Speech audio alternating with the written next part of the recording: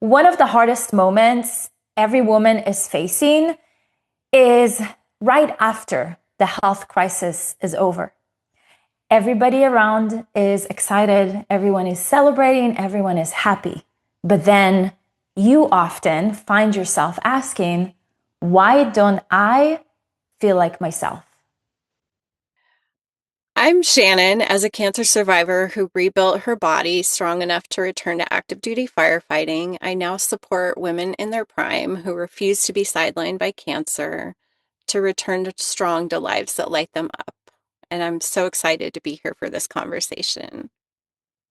I am Remi, and as a child to divorced parents, I grew up seeing a woman who is amazing, loving, wonderful, who let her marriage fall apart because she was scared of speaking her needs.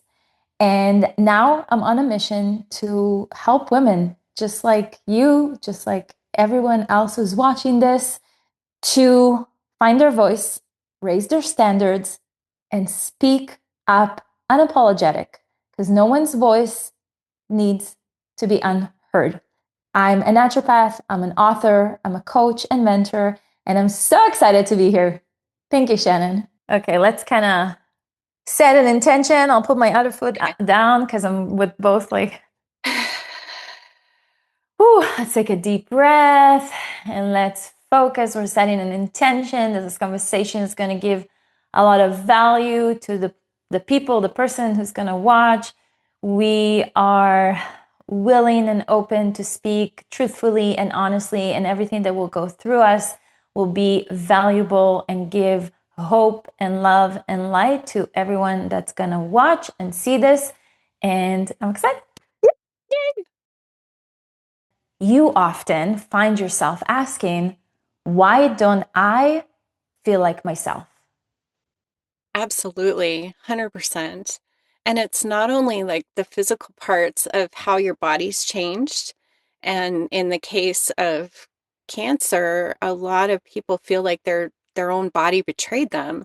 So they're working out a new relationship with their body physically, and some of the treatments or whatever they've been through medically, surgeries, anywhere from minor to major, has it's changed their body in a way that was unexpected, and they're getting to like reconnect because there's also a physical disassociation if you go through things like chemo, which is poisoning, or radiation, burning, or being cut. And I'm not saying that those things aren't necessarily necessary. I went through chemo and multiple surgeries myself, and it's my story. I'm glad I did. But yeah, and then you have your whole outside world, and how are you engaging with that? How are you trying to connect with people again when they're not understanding how you're feeling on the inside? Yeah, I agree. And I feel like, Shannon, what you just described is the container. And what I often see with women I work with, that the inside, there are patterns that are somehow being normalized during that crisis.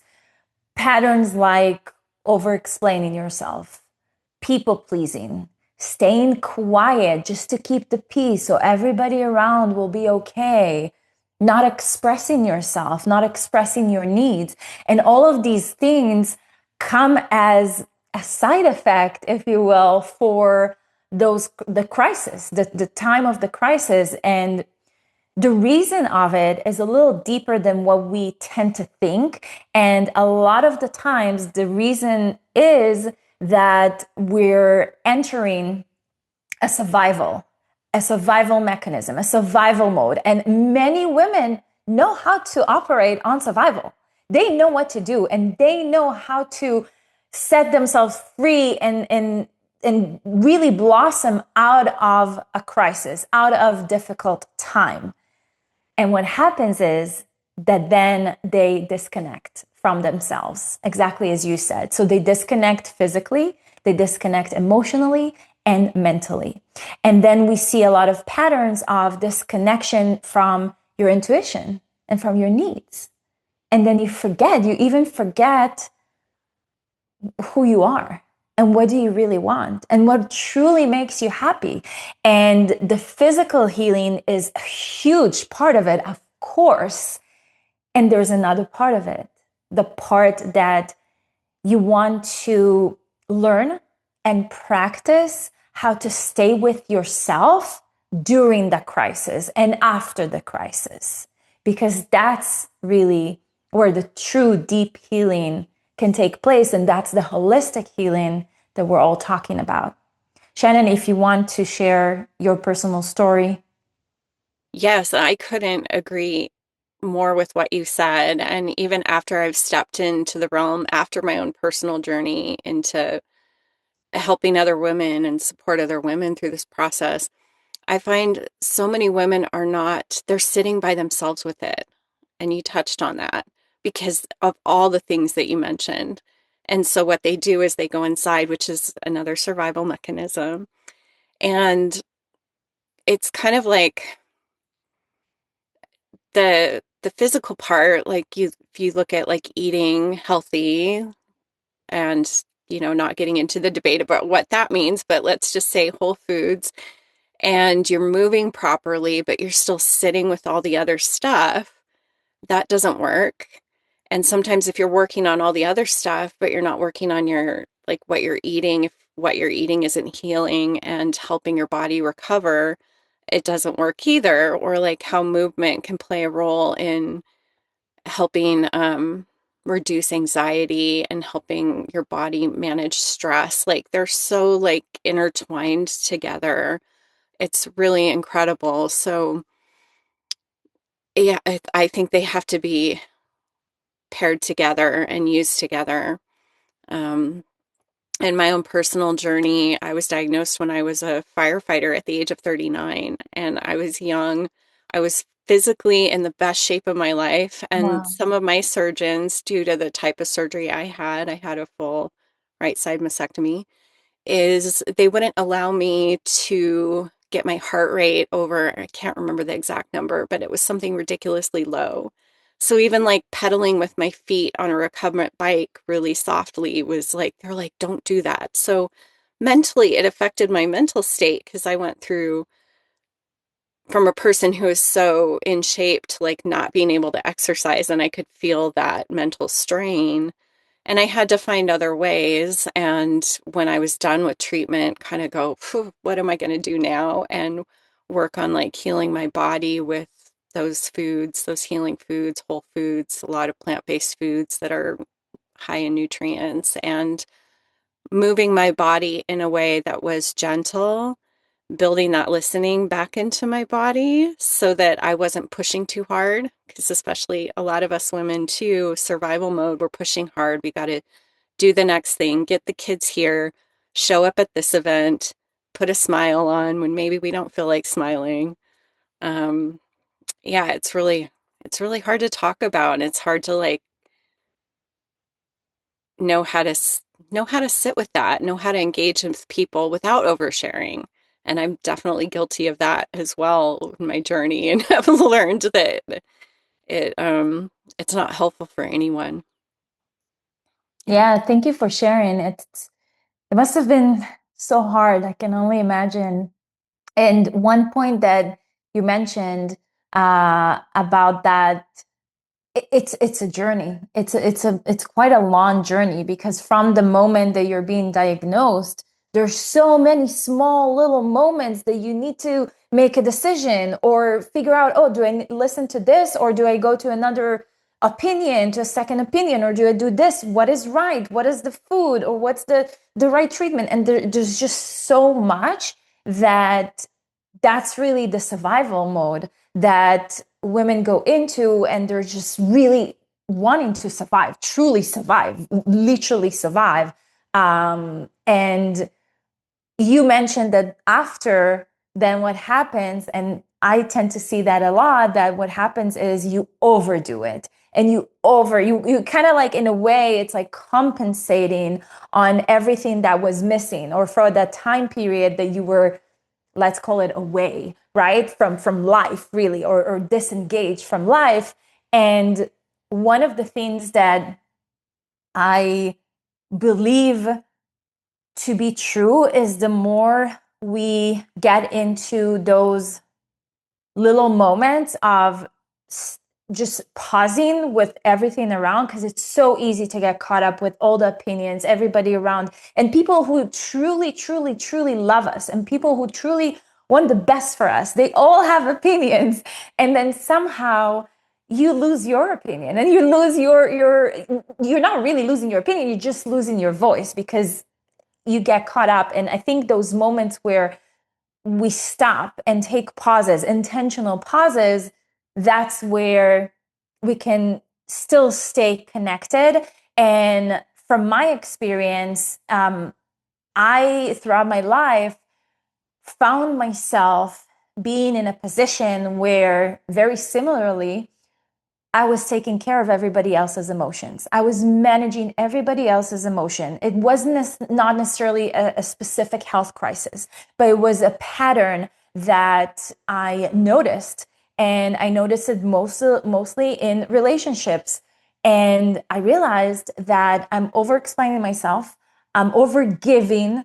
If it's a cup, I like to always give a cup. This is not a see-through cup, but if it's a cup of water, I had nothing left in the cup of water to give to myself at one point.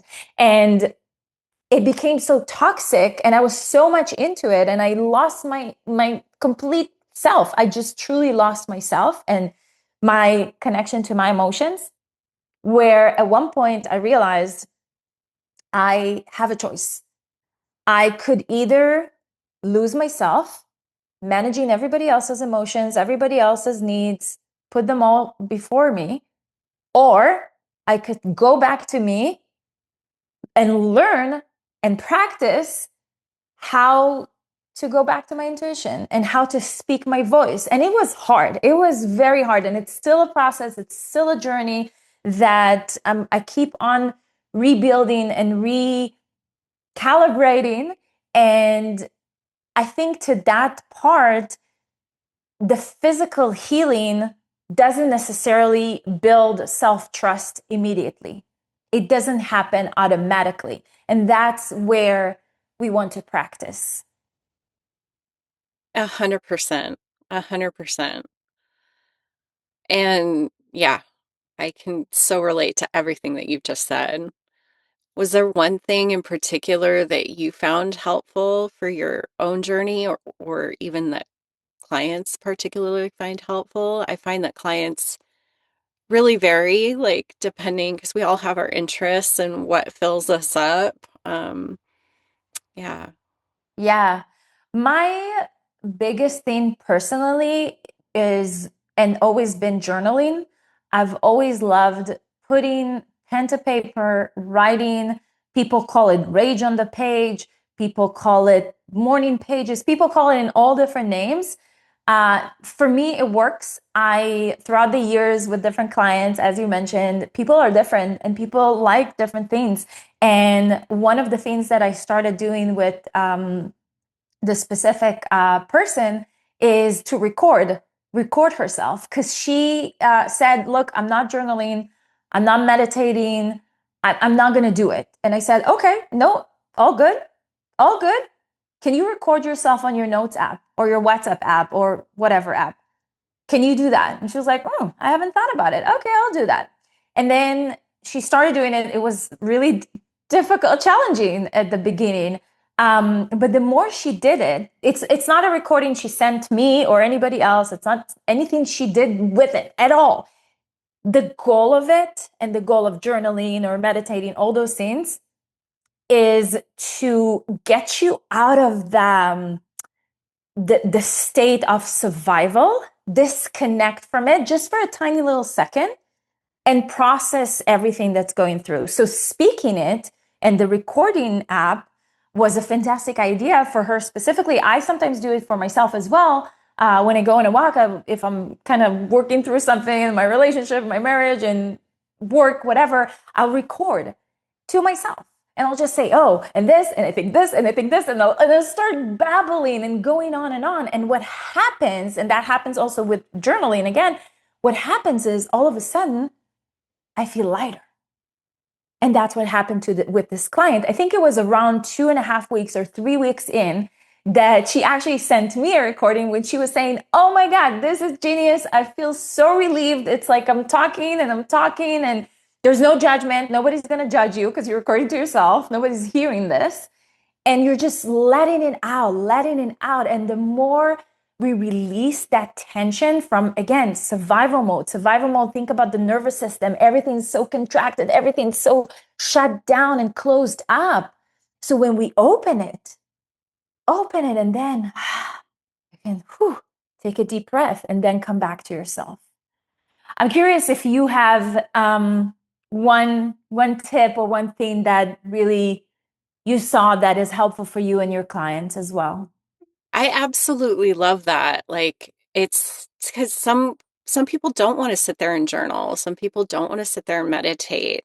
And it's about meeting someone wherever they're at. And that's where I had to in my own journey kind of look at, well, what's somebody else doing? And I like part of that idea and how can I make it my own and get moving it. You were talking about moving it out in one way or the other. And another tool, and I've never thought about recording it. I love it. I tend to go on a lot of hikes and bikes with my dog where I'll talk to my dog. So Yeah, it's similar, and express it to her. Animals are so wonderful. And for me, it's nature. Nature's a big one. Nature grounds me to the present moment. So even if you're in the city, like finding that tree and like watching just for a moment that breeze and that leaf, the color, the light. So like present moment exercises, like focusing on the breathing. And another one, like when people don't like to journal, I'm like, doodle, draw pictures. Don't worry about being an artist, be messy. Just like do something for fun. Like, remember when you were a kid and it didn't matter if you colored outside the lines. Like, maybe some kids it mattered, but yeah, just expressing yourself in some way or another without any judgment. Just get it down. Don't show it to somebody. Just let it out. And processing it in a different way is huge. It keeps, yeah, is it seems like those little squirrels and all the things that are up in our heads, like it gives them a different track to run on and they can run out of our brain and away from us or something. totally.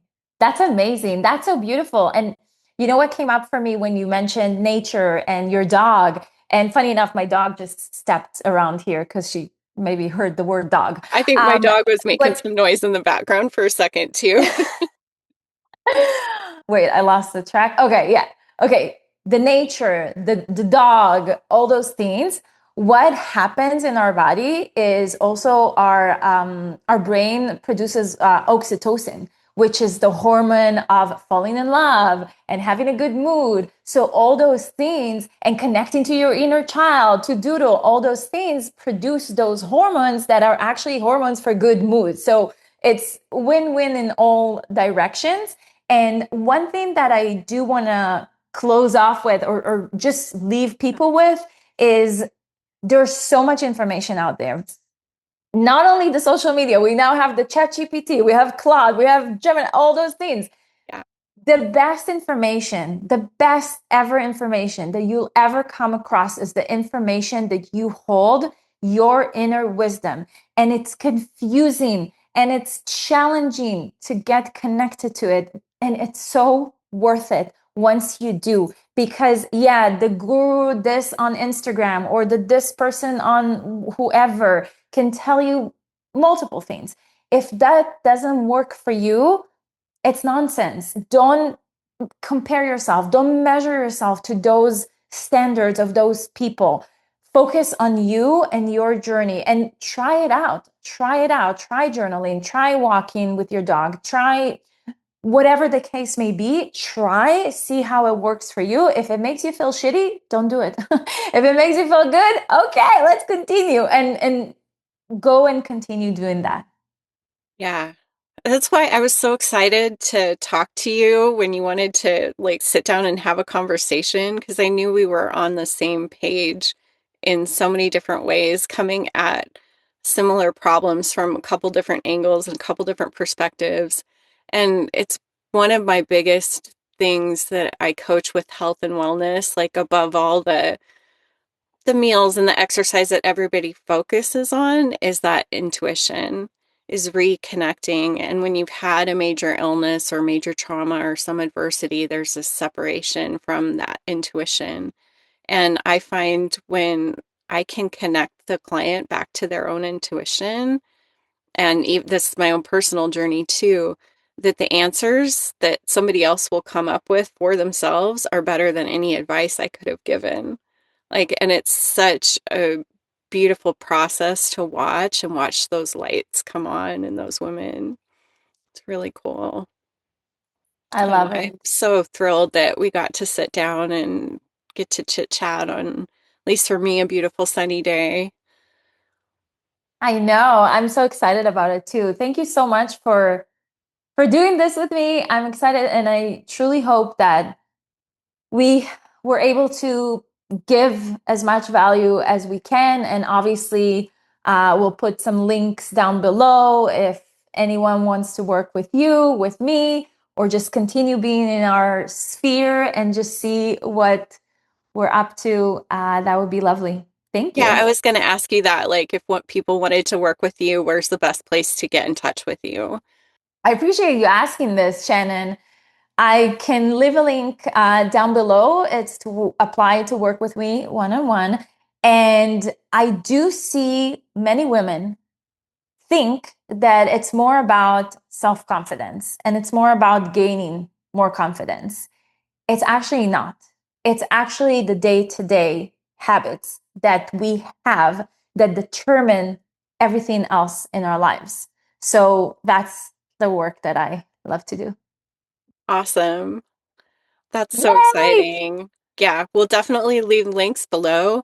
And I have been working really hard on starting up a group program. It's called Back to You. It's working on 9 areas of health and wellness and integrated with a system that really kind of brings you back to yourself. And if you want to find out about that group program, I encourage everyone, or if you have any questions, or even you're just feeling a little lost, I offer free one-on-one consultations just for 40 minutes. It's a Reignite Your Radiance strategy session, and we can figure out if you're a good fit for the group program or anything else that I might have to offer.